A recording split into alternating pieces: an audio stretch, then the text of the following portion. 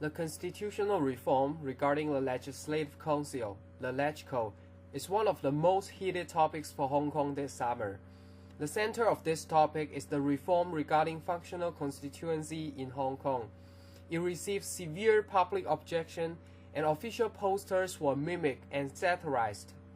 The posters from opponents condemned functional constituency as all wrong, requiring the government to kick off functional constituency, shut up functional constituency, and satirize it to die hard. Some citizens even become public figures by making trouble for the government officials who promote the functional constituency. Okay. When the Chief Secretary for Administration, Henry Tang, tried to promote a new LegCo election reform in the public, he was challenged by a lampoon to nominate him as the Chief Executive, and his brochure was described by the citizens as rubbish.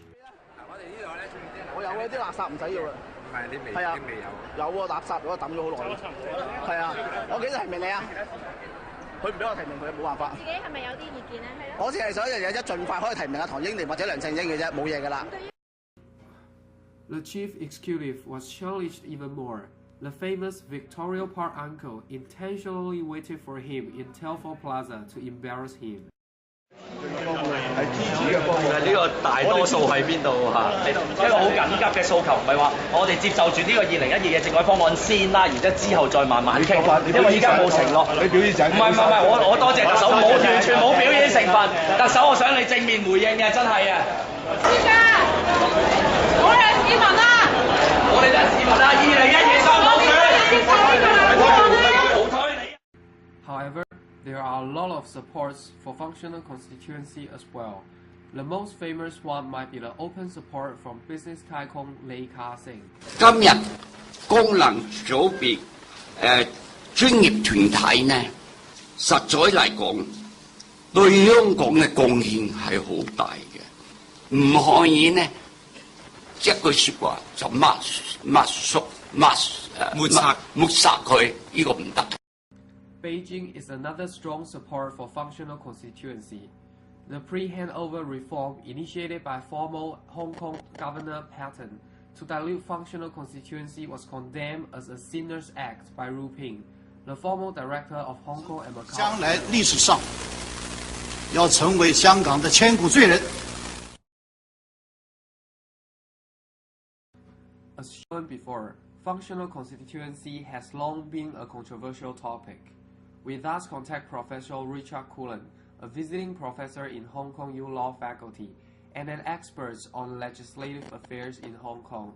He is also the author of several books and articles on this topic. To better understand the significance of functional constituency, we first check the political system that functional constituency and LegCo lives in. Well, the British set up Hong Kong starting from 1841. Although in England they were developing this parliamentary system, the system they used for colonies like Hong Kong was the 18th century British system with a powerful governor and government around him, usually civil servants, and a weak legislature, but still a legislature one, so the laws had to be passed by the legislature, not by the government, and then an independent judiciary. You obviously clearly the British system in Hong Kong was executive-led. Clearly that continues to be the case, but also equally clearly there is a separation of powers. So, what's the role of LegCo in such an executive-led system, and what's its significance on Hong Kong's government and governance? The difference with the US is that the Congress, the members of Congress, have much greater powers in the US to introduce their own laws. So in the US, laws come from the government. For instance, President Obama's healthcare reform. A lot of that comes from the executive initially with the help of the legislature.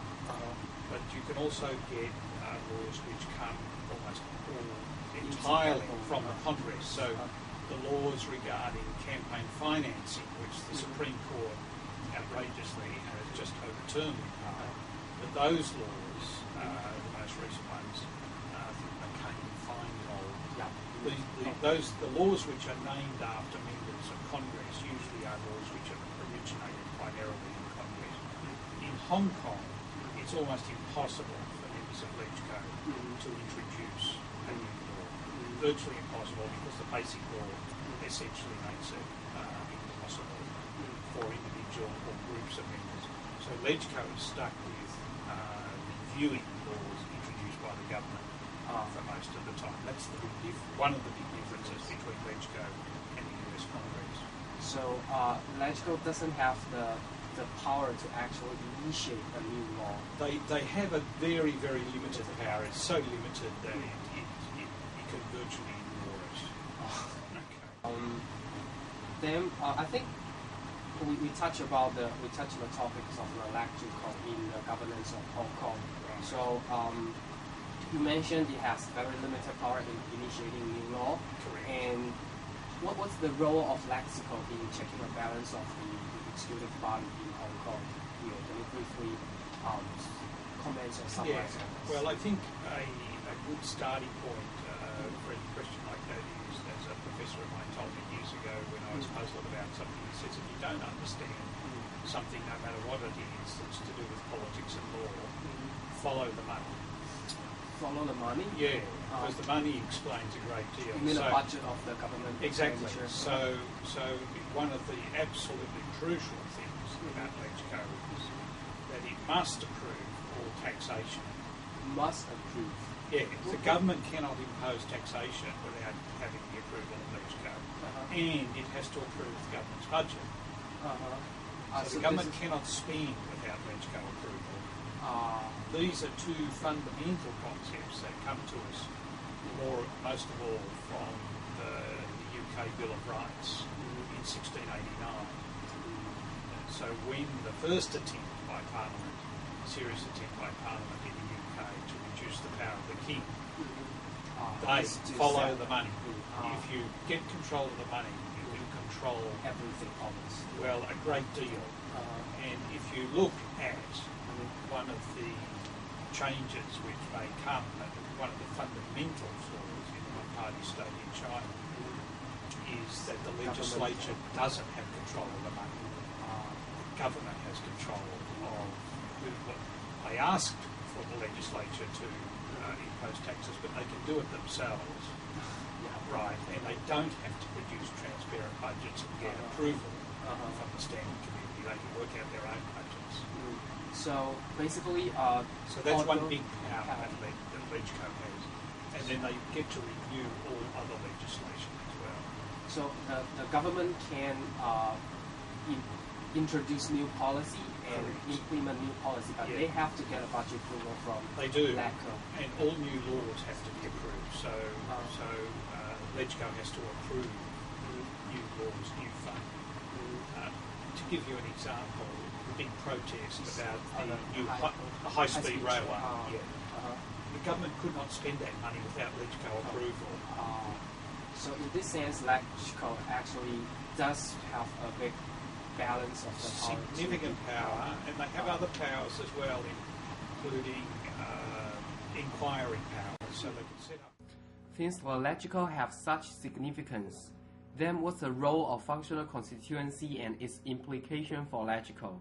And then what's functional constituency's role and implication for Hong Kong's government? But here is a very critical point here, because we all know the system is designed to check the balance of the government, but actually because of the functional constituency, a lot of the members within LegCo was actually pro-Beijing, or to say that Beijing have big influences on the construction or the structure of the LegCo itself.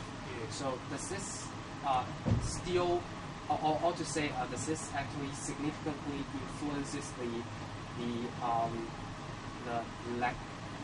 legitimacy or the actual function of the LegCo in the sense of checking the balance of the government, because government has significant influences on them? Yes, a good question. The short answer is it does to a degree, but it's not just simply a case of that these people do what the government says, or in the unlikely event that there's really direct particular direction from Beijing, that they do what Beijing says. The latter case, I think, is quite rare as far as I can see.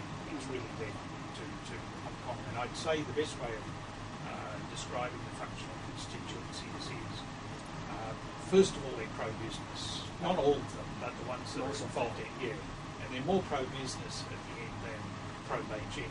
Usually those things will go together, but above all, they're pro-business because they see their role as being to maintain the economic balance and system as it exists in Hong Kong, which gives them plenty of money generally, and means people don't get paid very high wages in lower level jobs and so on. So that is above all what they're interested in. However, notwithstanding certainly they tend to be more friendly to government policies, say than the pro-democracy parties will do. But despite that, as I say, you will often enough, not frequently, but often enough, get these matters or issues will come up, like the appointment of this senior civil servant to New World, where there is a majority, including members from the functional constituencies, who think that this is outrageous and should not happen. So the government loses control. And there are numerous other examples. For example, the government, I personally think, rightly had a reasonable case which they argued very badly to consider introducing a goods and services tax in Hong Kong. But the members of functional constituencies, amongst others, objected and said Hong Kong should not have a GST. And more recently, you had the government trying to expand the landfill site out at Tseung Kwan O by using executive action. And there was a majority again involving functional constituency members in LegCo who are against this. So if purely in consideration of their own interests, they should follow this rules, right? Well, that's the problem. You see, you put your finger on the problem. It's wrong to assume that their interests are simple and easy to understand. In just the same way that it's wrong to assume that the interests of the Communist Party in China are simple, and easy to understand. The truth is that just as in any developed or reasonably developed political entity, democratic or not, the interests often clash. And so people who, on one thing, think they're in favour of the government, then discover for something else they're against the government. So, for example, with the GST, everyone thought, or most members of all groups within LegCo tended to think, my goodness, we can't be in favour of the GST because there's great hostility in the community. And above all, we don't, even if we're a member of a functional constituency, we don't want to be identified as being, somebody where there's very deep public hostility towards you.